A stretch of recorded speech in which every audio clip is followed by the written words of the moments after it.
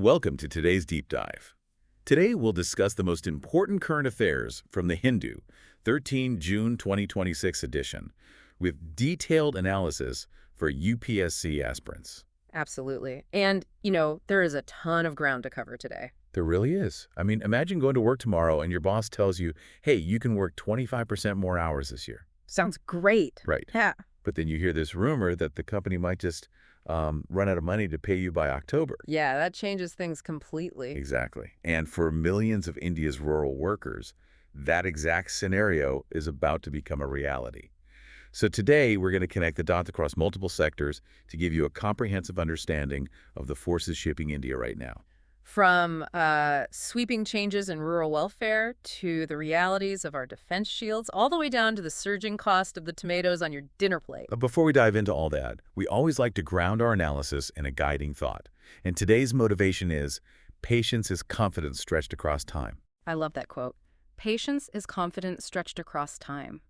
You really need to keep that concept of stretched confidence in your mind today. Why is that? Well, because whether a government is trying to build a self-reliant economy or, you are sitting at your desk mapping out a syllabus for a massive exam, transition periods are just painful. Oh, absolutely. We need that long-term confidence to survive the short-term friction. That makes perfect sense. Okay, let's start at the absolute grassroots level. Because on July 1st, a massive shift in India's rural employment landscape is taking place. Yeah, this is huge. The Mahatma Gandhi National Rural Employment Guarantee Act, or MGNREGA, which has been like the absolute bedrock of rural welfare for 2 decades, is officially being replaced. Right. The new framework rolling out is the Viksit Bharat Guarantee for Rozgar and Ajivika Mission. Okay, that's a mouthful. It is. We're focusing specifically on the Gramin, or rural portion, for 2025. So it's being abbreviated as VBG Ramg. VBG Ramg, got it. And to understand why this is causing such a shockwave, you really have to look at the mechanics of the funding. Break it down for us. So the new scheme technically offers 125 days of work, up from the old 100 days. Which sounds like a good thing. It does, but it fundamentally shifts the financial burden. It introduces this capped 60.40 center state funding model. Wait, let me try to visualize this because it kind of sounds contradictory. It's like changing from an open bar to a prepaid cash card, right? That's actually a great analogy. Yeah, like, sure, the daily spending limit on the card might be higher, 125 days instead of 100. But once the central government's annual budget runs out, the tab is just closed, the states are on their own. Exactly. But I mean, mathematically speaking, having access to 125 days is still an objective upgrade for rural workers, isn't it? Like, why the panic? Well, you have to look at the power dynamic it creates in the rural labor market. Because MGNREGA was a demand-driven, rights-based safety net. Meaning what, exactly? Meaning, if 10,000 people showed up demanding work, the central government legally had to fund it, period. Oh, wow. Yeah, and that created a guaranteed wage floor. Private employers, say, like large landowners, they had to at least match the government wage, which gave poor laborers tremendous bargaining power. Right, because why would I work for you for less when the government guarantees me this much? Precisely. But VBG Ramg introduces a fixed annual normative allocation. Once that central cap is exhausted, additional demand won't be met unless the states fund it entirely themselves. And I'm guessing the states aren't thrilled about that. Not at all. States like Karnataka are already raising alarms over fiscal constraints. So if the states can't pay, Yeah. the work stops, the wage floor collapses, and workers get pushed back into the private market at whatever exploitative wage is offered. Yep. And there's another mechanism here that's really controversial, the 60-day seasonal alignment window. Oh, I saw that. What exactly does that do? It allows state governments to completely pause all VBG Ramg works for up to 2 months during peak agricultural sowing and harvesting seasons. Just pause it completely. Completely. And because it's classified as an administrative pause, workers are not entitled to any unemployment allowance during those 60 days. That is brutal. Add to that the mandatory national mobile monitoring system. It's this high-tech facial recognition attendance app. Oh, right. I read about this. Yeah, workers are reporting that poor rural internet connectivity causes the app to fail, so it physically blocks their wages in the system. Man. So we have rural laborers fighting to keep the economic safety net they already have. But, transitioning to our next topic, there are other marginalized groups fighting just to be recognized by the system at all. Yes, this is a really important pivot. Let's talk about the push for the minimum universal disability pension floor rate, or MUDPFR. Right. This is a critical constitutional issue making headlines right now. Advocates are leveraging Article 41 of the Constitution, which directs the state to provide public assistance in cases of disablement. Okay. And they're pairing that with the Rights of Persons with Disabilities Act of 2016. They are demanding a guaranteed 8,000 rupees per month pension. Because right now it varies by state. Massively. Because pensions are left to the discretion of individual states, the payouts are wildly inconsistent.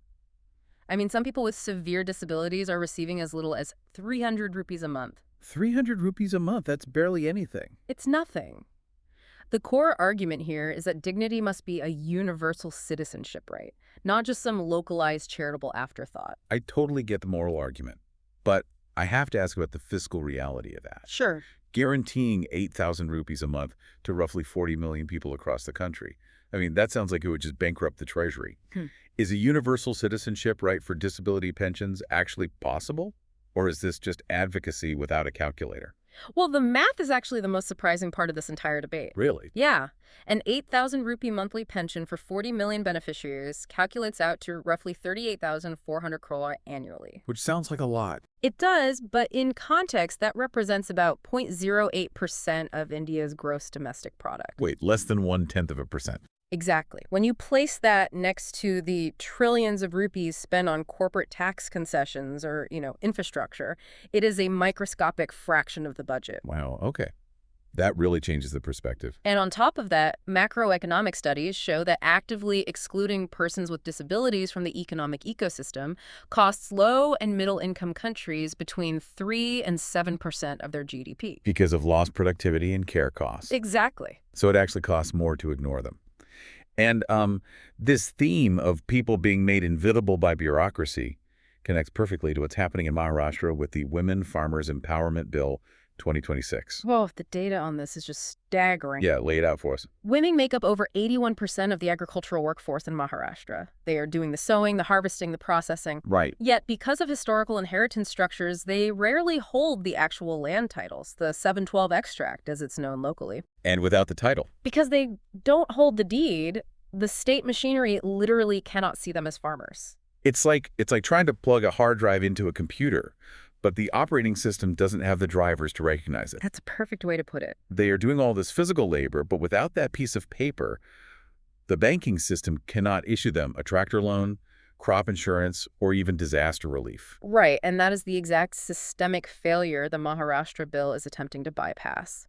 It seeks to grant women independent legal recognition as farmers. So they don't need the land deed. Exactly. It creates a parallel institutional driver so they can access credit and subsidies without needing the male head of household's land deed. That's massive. It is. Both this bill and the disability pension push are fighting the exact same battle. They're trying to fix these administrative blind spots where the people most in need of the state's help are excluded simply because they don't fit into a rigid legacy bureaucratic box. But those legacy boxes, they don't just appear out of nowhere, right?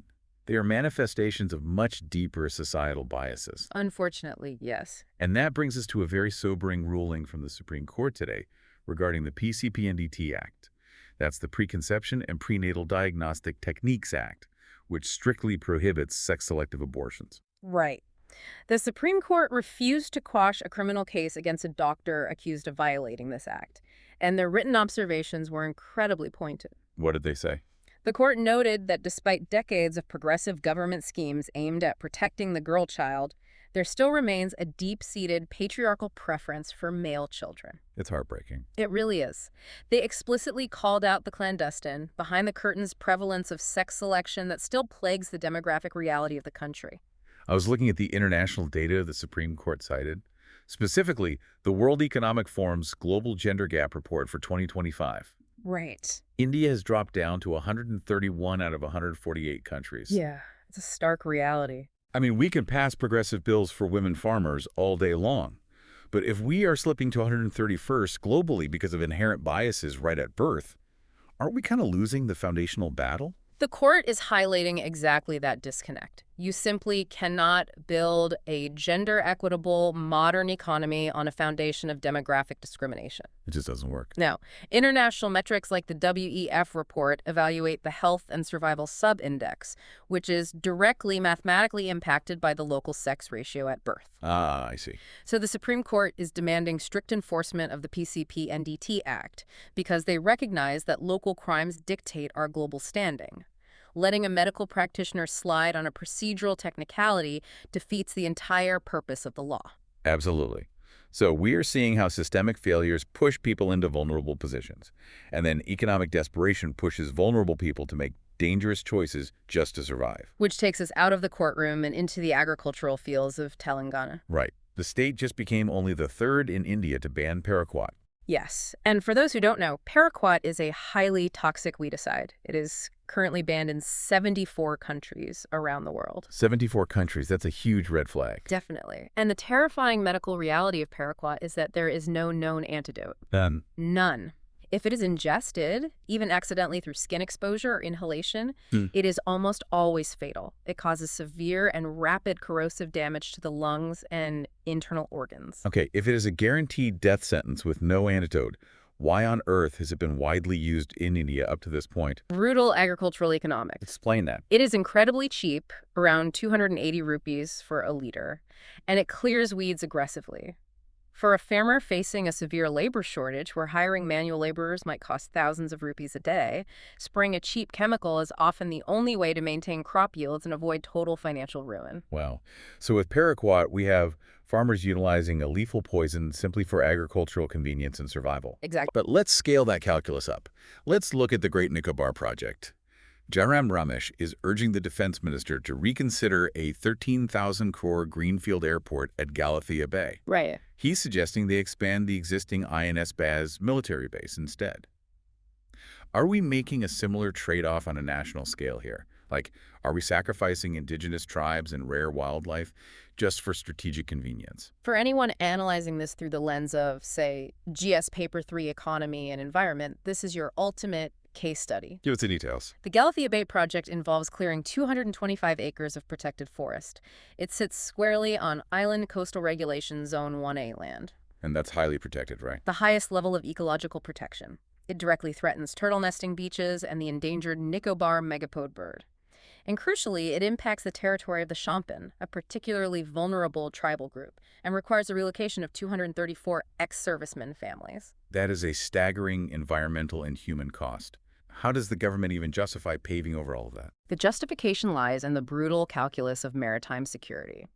The government's objective is to establish dual-use defense and civilian infrastructure in one of the most critical maritime choke points on the globe, near the Malacca Strait. Oh. The Defense Ministry argues this footprint is absolutely vital for India's long-term geopolitical deterrence in the Indian Ocean region. It is a stark choice between immediate ecological and human preservation versus long-term national security. And that drive to project power and fortify our strategic zones in Nicobar, it actually leads us perfectly into how India is hardening its defenses on the mainland. Right. Defense Minister Rajnath Singh just hailed DRDO's Project Kusha as a total game changer. And it really is. Project Kusha is a multi-layered, long-range air defense shield. Think of it as a stratospheric net. It's a stratospheric net. I like that. It is designed to calculate the trajectories of incoming threats, everything from precision strikes and drone swarms to hypersonic weapons, and physically intercept them at various altitudes before they can reach critical infrastructure. Is it operational? Well, the defense minister noted its interception capabilities were already proven successful during Operation Sindoor. It is a massive leap in indigenous military technology, essentially closing the airspace to hostile actors. I mean, it sounds like something pulled straight from a science fiction novel. It really does. But I want to contrast that pristine high-tech dome in the sky with what is happening down on the ground. Because border security on Earth is incredibly messy and human.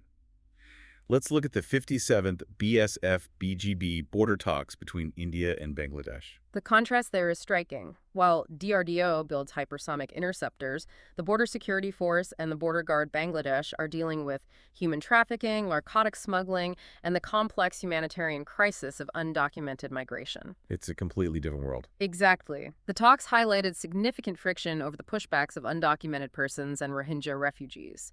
You have security personnel operating in the mud and rain, managing disputes person by person. How do nations reconcile those two realities? Building a futuristic missile shield while dealing with humanitarian crises at a chain-link fence. Well, national security operates on multiple spectrums simultaneously. Project Kusha provides the technological deterrence required against advanced state actors. But the border talks represent the diplomatic nuance required to manage day-to-day geopolitics without escalating tensions with a neighbor. That makes sense. And the new Indian envoy to Bangladesh, Dinesh Trivedi, made an essential point during these discussions.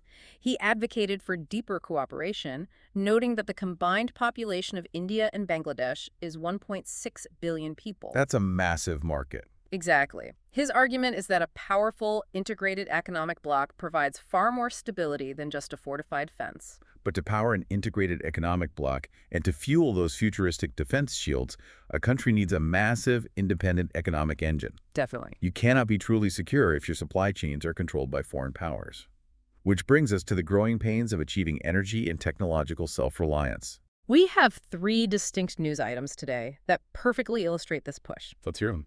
First, in the realm of critical minerals, NLC India just won an e-auction for a vanadium and titanium block in Telangana. And those are crucial for what? These are the exact rare earth materials required for high-tech manufacturing and defense aerospace. Okay, that's one. Second, the government just issued a retrospective customs duty waiver covering April 2019 to January 2024 for imports required for nuclear energy generation. Interesting. Why retrospective? It's likely an administrative move to settle ongoing tax disputes and clear the runway for international tech transfers in the clean energy sector. Okay, so both of those moves make sense for long-term independence, but the transition phase of the Make in India initiative is rarely smooth. Let's talk about the pain point in the solar sector right now, specifically the ALCM mandate. Ah, yes. ALCM stands for the Approved List of Cell Manufacturers.